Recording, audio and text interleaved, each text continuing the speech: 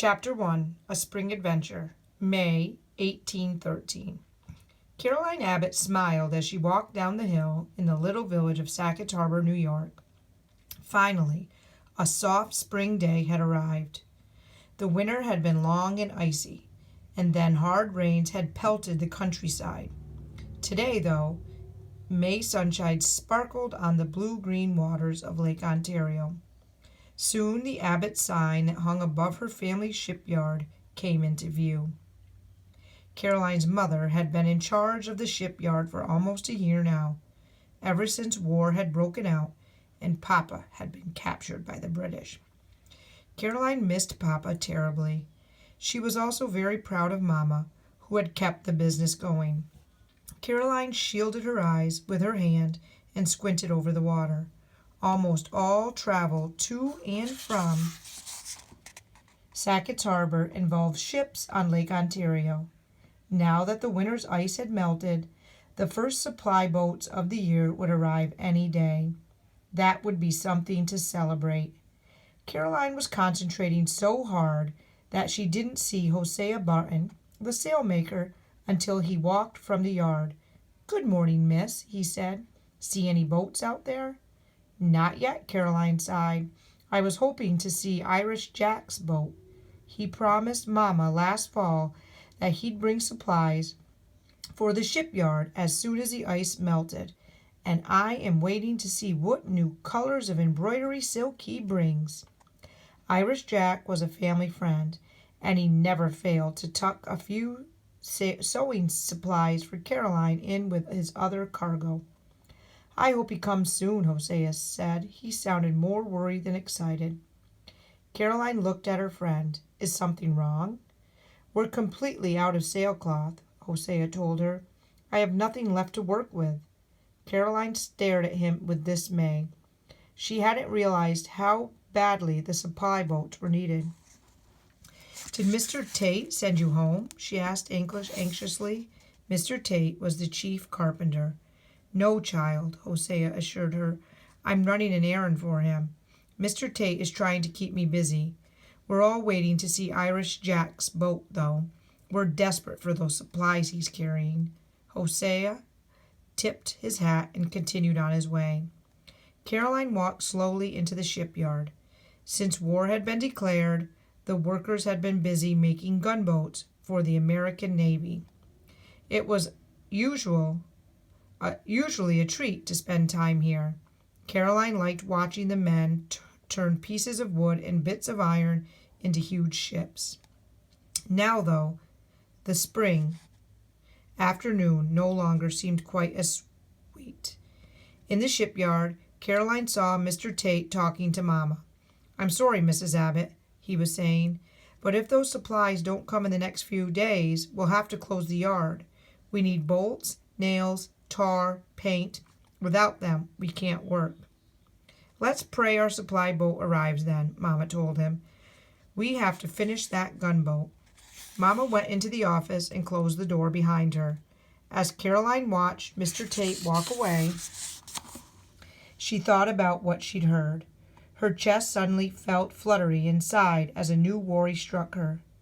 The supply boat being late is bad enough, she thought.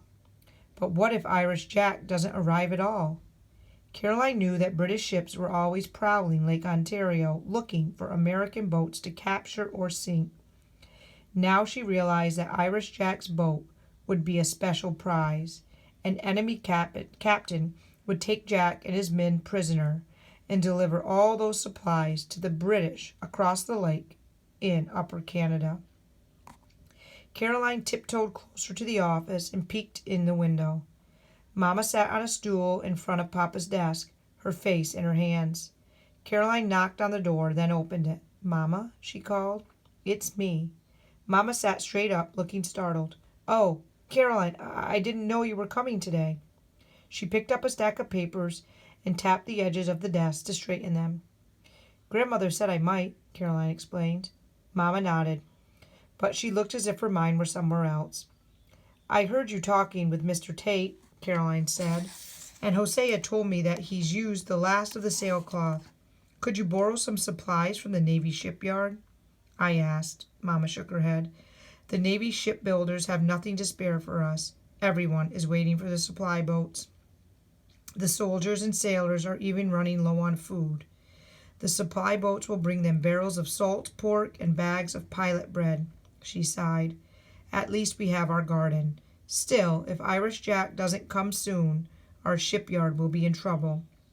Caroline swallowed hard as she imagined Irish Jack's dangerous trip to Sackett's Harbor. Do you think the British might have captured his boat? It's possible, Mama admitted, but perhaps he's just been delayed by bad weather. All we can do is wait. Caroline nodded, but Mama's answer didn't make her feel any better. Since the war began, she sometimes felt as if she spent all her time waiting. Waiting for news, waiting for the supply ships, and most of all, waiting for Papa to come home.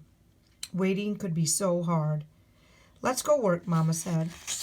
I've written a letter, but before I post it, I'd like to make a copy for our records. It will be a good penmanship practice for you. Caroline worked with Mama for the rest of the afternoon. After copying the letter, she dusted Papa's books. Keeping busy didn't chase the worries from her mind, though. As Caroline left the office, she took a hard look around the shipyard. The war had brought Abbott's more business than ever. Caroline watched several carpenters checking measurements on the gunboat they were building. She smelled pine pitch and tar, fresh paint and varnish. The yard rang with saws whining, mallets pounding, men whistling. Caroline couldn't bear the thought of Abbott's shipyard going still and silent. The American Navy needed that gunboat to fight the British. Caroline trudged home with her head bent. As she approached her house, she saw her good friend Rhonda Hathaway standing by the gate. Rhonda, her little sister Amelia, and Miss Hathaway had been lodging in Caroline's house for months. Did you hear anything about the American fighters? They called. Almost 2,000 sailors and soldiers had recently sailed from Sackett's Harbor, hoping to capture forts on the Canadian side of the lake. Rhonda's father, a United States Army officer, had left with them. There's no news, Caroline told her friend sympathetically. I came outside hoping I might see my father walking down the lane, Rhonda said. I know it's silly of me to watch for him, but it's not silly, Caroline assured her. I know exactly how you feel. Rhonda grabbed Caroline's hand. Your papa has been gone such a long time. I don't know how you bear it. Caroline felt the papa place in her heart squeezed tight. She gazed in the direction of the British stronghold of Kingston in Upper Canada. The last time she'd seen Papa, he was a prisoner there. When news came last fall that American prisoners might soon be sent far away, Caroline and Mama had made a dangerous trip across Lake Ontario to see him. It was the last time Caroline had seen her father. Now, 7 months later, the ache in her heart had not lessened. Was Papa still alive? Was he huddled in some cold prison? Had he managed to escape? There was no way of knowing. I miss him every day, Caroline said finally. Let's go inside now. All right. You go, Rhonda said. I'm going to stay out here just a little longer. After supper that evening, Caroline sat in the parlor with Mama, Grandmother, and the Hathaways. Each of them had some needlework project, even little Amelia, who was stitching her first sampler. Caroline was mending a tore seam in her work apron. Usually the evenings were filled with conversation, but tonight everyone was quiet. Rhonda sighed loudly and dropped the lace that she was making into her lap. Miss Hathaway gave Rhonda a worried look. Then Caroline noticed that Mama's hands had stilled on her knitting too. Mama was staring into the fire, lost in thought.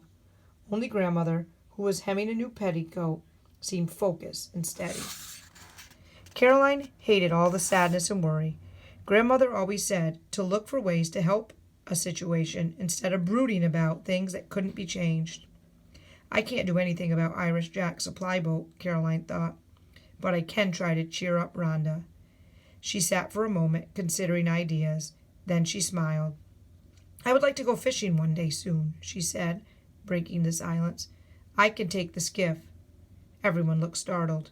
Mama said, I don't have time to leave the shipyard, Caroline, and you can't go by yourself. No, but Seth could pay us a visit any day now, Caroline reminded her. He's a good sailor, and he told me last time he was here that he'd been dreaming all winter of getting out on the water with a fishing pole. Her friend Seth Whittlesey was a local post walker, trampling many miles to deliver mail and newspapers to isolated farms and settlements. He was a few years older than Caroline and a good companion on adventures. Mamma nodded. Very well, then. If Seth can spare time, you may go. Caroline looked at Rhonda. Will you come with us? Me? Rhonda blinked. I don't know how to catch fish. Then it's time to learn, Caroline told her. Please, she turned to Mrs. Hathaway, with your permission. Miss Hathaway looked at Mamma. Are you sure the girls will be safe? Mamma nodded. Seth and Caroline know how to handle the skiff. Then I think you should go, Rhonda, declared Mrs. Hathaway. An outing will do you good. Rhonda still looked uncertain, but she nodded. All right. You'll have fun, Caroline promised.